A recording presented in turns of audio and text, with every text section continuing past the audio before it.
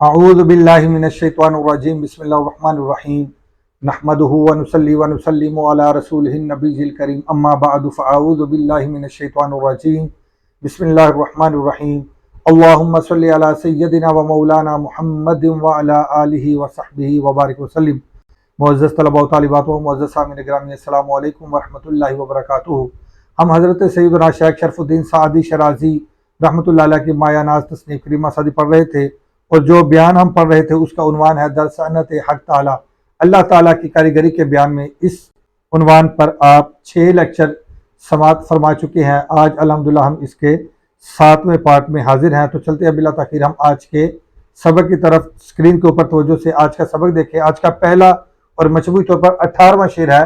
شیخ Saadi رحمۃ اللہ علیہ فرماتے ہیں، یکے بستہ از بحر طاعت کمر، یکے در گناہ بردہ عمر بسر، یکے بستہ از بحر طاعت کمر، یکے در گناہ بردہ عمر بسر۔ شیخ سعدی فرماتے ہیں کہ ایک فرما برداری کے لیے کمر باندھے ہوئے ہے، اور دوسرا گناہ میں عمر بسر کیے ہوئے ہے، اور دوسرا گناہ میں عمر بسر کیے ہوئے ہے۔ تو اب یہ دیکھیں، اس کا پہلے لفظی ترجمہ سماعت کریں۔ بستہ کا معنی باندھے ہوئے ہے، یہ بستن مصدر سے اس میں مفعول کا صیغہ ہے۔ بستن کا معنی باندھنا، اور بستہ باندھا ہوا۔ آگے لفظ آیا بردہ، بردہ یہ بردن مصدر سے اس میں مفعول ہے۔ بردن کا معنی ہوتا ہے لے جانا، اور بردہ لے گیا ہوا۔ آگے بسر کا معنی پوری یا تمام، پوری یا تمام۔ دیکھیں، یکے بستہ از بحر طاعت کمر، ایک تو کمر باندھے ہوئے ہے عبادت کے لیے، طاعت کے لیے، فرما برداری کے لیے، یعنی ایک تو ہمہ وقت عبادت کے لیے، طاعت کے لیے، بندگی کے لیے، فرما برداری کے لیے کمر بستہ ہے، ہمہ وقت وہ تیار ہے۔ جبکہ دوسرا یکے در گناہ، دوسرا گناہ میں بردہ عمر بسر، تمام عمر کو برباد کیے ہوئے ہے، اور دوسرا ساری عمر کو گناہوں میں بسر کیے ہوئے ہے، ساری زندگی کو، ساری عمر کو گناہوں میں بسر کیے ہوئے ہے۔ تو چلتے ہیں آج کے دوسرے شعر کی طرف۔ آج کا دوسرا شعر ہے، شیخ سعدی فرماتے ہیں، یکے را شب و روز مصحف بدست، یکے خفتہ در کنج میخانہ مست۔ شیخ سعدی فرماتے ہیں، ایک کے ہاتھ میں دن رات قرآن ہے، اور ایک شراب خانے کے کونے میں مست پڑا ہوا ہے، مست سویا ہوا ہے۔ اب اس کا لفظی ترجمہ دیکھ لیں۔ شب کا معنی رات، روز کا معنی دن، مصحف کہتے ہیں قرآن پاک کو، مصحف قرآن پاک، بدست کا معنی ہاتھ۔ آگے آیا لفظ خفتہ، خفتہ معنی سویا ہوا، کنج کا معنی ہوتا ہے کونا، مے خانہ شراب خانہ، اور مست کا معنی مست۔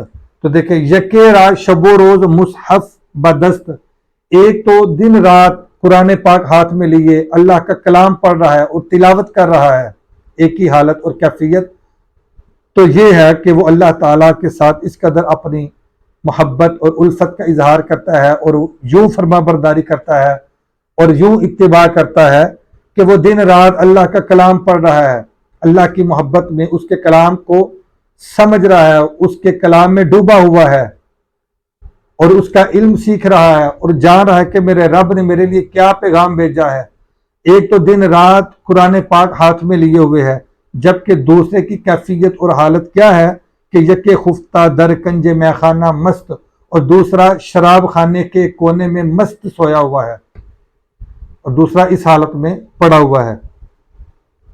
تو چلتے ہیں آج کے تیسرے شعر کی طرف۔ شیخ سعدی فرماتے ہیں، یکے بر در شرع مسمار وار، یکے در رہے کفر زنار دار۔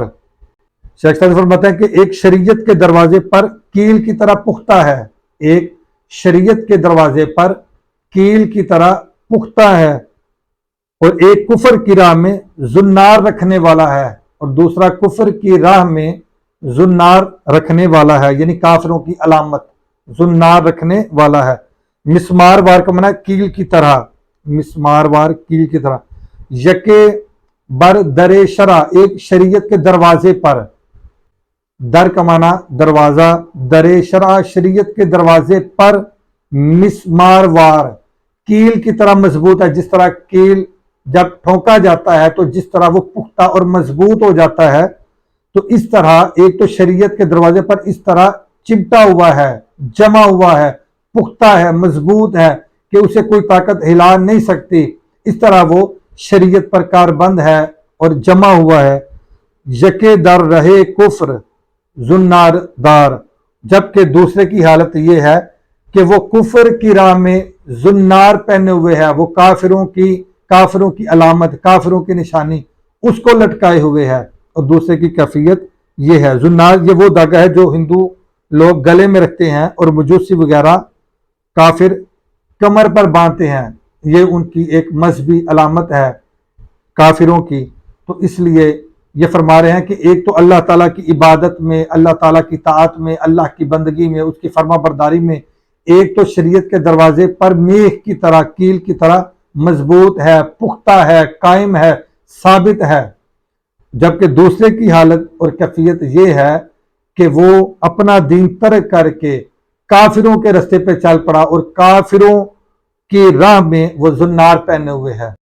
تو امید ہے کہ آج کا لیکچر بھی آپ نے اچھے طریقے سے سماعت کیا ہوگا۔ آج کے لیے اتنا ہی کافی ہے، انشاءاللہ العزیز اگلے لیکچر میں ہم اس بیان کو کمپلیٹ کر لیں گے۔